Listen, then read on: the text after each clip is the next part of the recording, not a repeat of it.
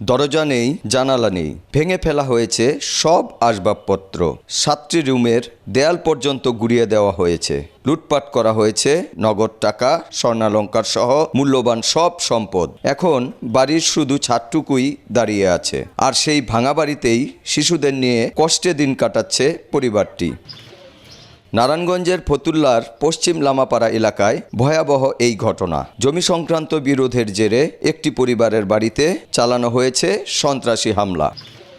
ভুক্তভোগীদের দাবি, বাড়ির মালিক ফারুকের সঙ্গে তার জ্যাঠাতো ভাই রুবেলের দীর্ঘদিন ধরে জমি নিয়ে বিরোধ চলছিল। বিষয়টি আদালত পর্যন্ত গড়ায়। এক পর্যায়ে রুবেল 50 লাখ টাকা দাবি করেন, কিন্তু সেই টাকা দিতে অপারগতা জানান ফারুক। ঈদের আগের দিন অর্থাৎ 20 মার্চ সকাল, তখনও ঘুমিয়েছিল পুরো পরিবার।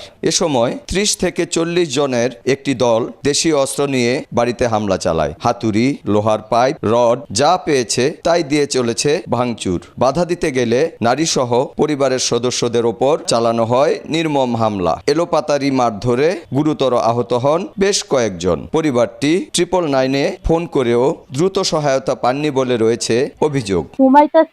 দেখি এমন বাড়ি যে ভাঙতাছে, ভিডিও করতে গেছি, আমার ডাক্তার দিয়ে ফালাই গেটের বাইরে ফালাই দিচ্ছে। সব ভাঙা চুরা, এই যে ভাঙা চুরা সব, বাচ্চা ঘুমাইছি, ময়লা সব কিছু ময়লার ভিতরে ঘুমাইছি দিয়ে বারো ভাঙতেছি।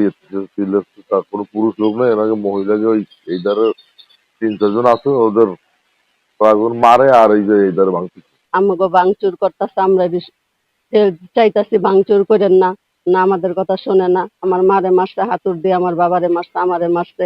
আমি নারায়ণগঞ্জ জেলাবাসীকে সবাইকে জানাই, এই নির্মম আমার লগে যে ঘটনা ঘটছে, নারায়ণগঞ্জের যেরকম আর কারোর সাথে যেন হয়। উড়ানটা যারা দিতেছে মতন, তখন ওরা দৌড় ফেরে আইছে। দৌড় ফেরে আইয়া তখন আমার ওয়াল বাড়ি দিছে। আমার গেট মেলা, তোর ওয়াল কেন বাড়ি দিস? এই সম্পদ আমার। হ্যাঁ, তোর সম্পদ কেমন? কারা গুলো কানার হোসেন, আর কারা গুলো আনিস মিয়া, আর গুলো ফেরুজা, আর গুলো রুবেল। হ্যাঁ, এইসব যখন কইছে, ফেরুজা লইছে এই বগা কাছি, কত মেরিয়া ভামো। কোন জায়গায় থাকবে? 7টা রুম, একটা রুমও থাকার ব্যবস্থা নাই। এই বাচ্চা, ছোট্ট একটা বাচ্চা, 2 বছরের বাচ্চা, এই বাচ্চাটার কি আজকে এই সময় এই ভাঙা চুরার মধ্যে শোয়ার? আর এতগুলা মানুষের মারধর করছে, কি করছে? আমরা কার কাছে যাব? থানায় গেলেও কোনো এরকম বিচার পাই না, আমরা কার কাছে যাব?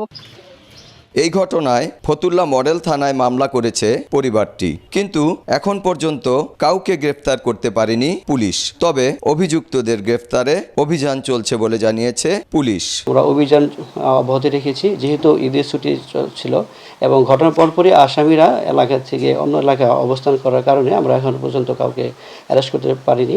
তো আমাদের অভিযান অব্যাহত আছে, আমরা অতি শীঘ্রই আসামিদের গ্রেফতার করতে সক্ষম হব।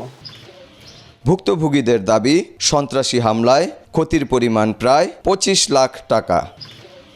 শওকত আলী সৈকত, সময় সংবাদ, নারায়ণগঞ্জ।